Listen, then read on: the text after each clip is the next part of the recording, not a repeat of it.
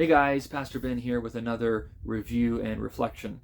Kind of trying some different angles here in the study so it's not always the same backdrop for you every time. But today I want to talk about a book that I just finished reading last week called James Herriot's Treasury for Children, Warm and Joyful Tales by the author of All Creatures Great and Small. My wife and I picked up this book as a gift for our two oldest girls for Christmas. And we just finished reading it last week. We kind of were reading a story at bedtime over the last several weeks, and so I wanted to share some thoughts about it. For those of you who may not be familiar, James Herriot was a British vet in the first part of the 20th centuries.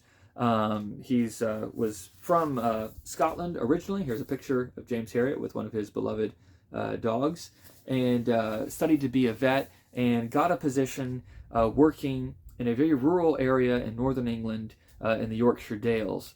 And he served as a vet for many years in that community, farming area. So some of his stories are, him taking care of, household pets and things. But a lot of it is, being out in the fields, caring for these big horses or, cows or sheep or pigs or whatever.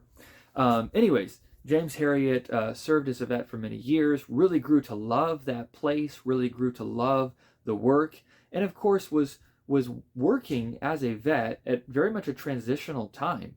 When we think of vets today, most of us think of household pets because the use of animals in farming, it's still very prominent, of course. If you're a cattle farmer or a pig farmer or sheep farmer or whatever, you're going to be working with animals all the time. But, remember before tractors and all of this became so common, virtually every farm task involved the use of animals. And so vets were very important and had a really pivotal role. And Herriot is serving at a time in England's cultural history and agricultural history when that's changing. You're kind of having the move from the traditional way of doing things to a more industrial way of doing things. And so there's an interesting kind of setting that he has there. It's in some ways very idyllic, but it's also something that is changing right before his eyes. But what James Herriot did is later in his life, he drew on his decades of experience, his unique setting and situation to write out stories of his time as a vet. And James Herriot has long been well loved for those stories. He's written many books, many collections of books. His most famous is the book All Creatures Great and Small, but he wrote different collections of dog stories or more with farm animals or whatever. But it's all set in the village where he served. He's a character, his wife is a character, the people he works with are characters, and so each story is kind of self-contained, but as you read more and more, you kind of get to enter into the world of James Herriot. So that has been a beloved resource for many for a long time. I know they did a video series many years ago, the BBC did. I've not seen those, but I have friends who love that as well. And so this book is really an attempt to kind of bring children into the world of James Herriot and let them begin to hear some of those stories and things for themselves. So how is this book laid out? Well, it's really just giving to you 8 different stories that James Herriot wrote.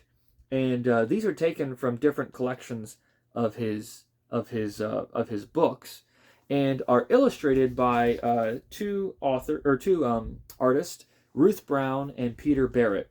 They maintain the same feel and look throughout, so you can't necessarily tell when you're moving from one artist to the other. But those two together illustrated these stories. This is a wonderful, wonderful collection. It's very nicely put together, very nicely bound. And the illustrations really are fantastic. It brings you into just the scenery and the setting of James Herriot's stories in a really, really wonderful way. When I used to live in England, I lived in Yorkshire, and so this setting is very evocative for me. I just remember spending my days off, taking the bus up into the Peak District and exploring up in Yorkshire as well, and just settings like this is what I would be surrounded by all the time. It was really, really great. But what this book is able to accomplish is it has such lush, lavish illustrations that the kids are very much drawn into the stories. And I wasn't sure, I knew from looking at the book that the illustrations would be great. I wasn't sure if the text would be able to hold the interest of younger kids. You know, we have a almost 6-year-old, one that just turned 4, so they're on the younger side, but they were just hungry and eager to read these stories. Every night they're asking, can we get the James Herriot? Can we get the James Herriot? We would read a story. And the stories were a little bit longer. Again, this whole book contains just 8 stories. So there aren't page numbers, which is kind of a weird thing in this book. There are no page numbers, but it's over 200-page book, and each story is a significant investment. But I think the way that James Herriot writes, the illustrations that are there, it speaks to children in a way that they can grasp and understand. So my girls loved it. I loved reading it. It's one of those great children's books that the adults can enjoy as much as the kids. And so it's something that we have very much appreciated. And for those of you who are looking for something good to read with your kids or grandkids, for those of you who love animals or love just kind of British culture and things, I think you would really enjoy this book, James Herriot's Treasury for Children.